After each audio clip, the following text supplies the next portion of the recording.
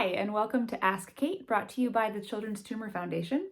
My name is Kate. I'm here to answer your questions. Every week, I speak to parents and individuals living with and affected by NF from all over the world through email and phone calls, and I come here and I try to share some of those questions and the answers that I can provide. Today, I'm going to talk a little bit about a conversation that I had with a young mother whose little guy is not quite 2 and was diagnosed with NF1 at about a year old because of the cafe au lait spots. And this mom had some questions for me, but the most pressing concern for her was that when they go to see the NF doctor, they make a really big deal about checking her little guy's blood pressure. Well, he's not quite 2 and he really hates it.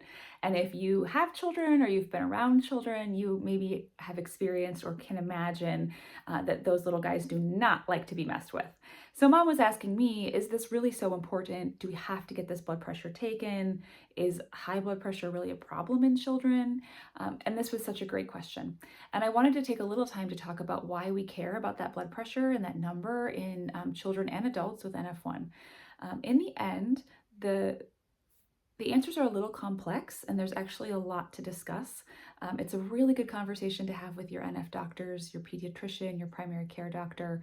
I also have some fantastic resources that I can share that talk about the different reasons that might cause high blood pressure in someone who's living with NF.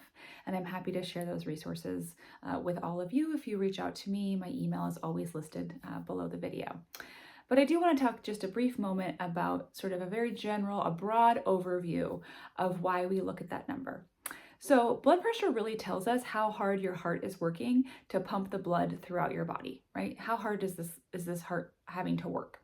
And so when we what we see in people with NF is that there are different issues that they can have in their vascular system.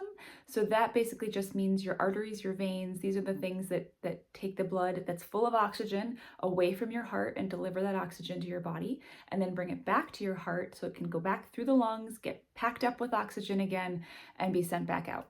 And so when that vascular system has some kind of structural anomaly or difference, it can disrupt the flow. And so we'll see that first sign of that in that elevated blood pressure. So for example, you might have a narrowing in an artery. And so then your heart says, oh, we have to work harder to get the blood through because the pathway is smaller, right? And so that high blood pressure can be the first sign that we maybe need to do a little digging and look for some particular things to try to find out if there's an underlying cause for this high blood pressure that either we could do something about or require some type of treatment. So there are a number of ways that this can impact people living with NF, and I'm not going to go into each and every example because it would be a kind of a long video. But also, I just want to say that this is why we know it's important to get a blood pressure taken.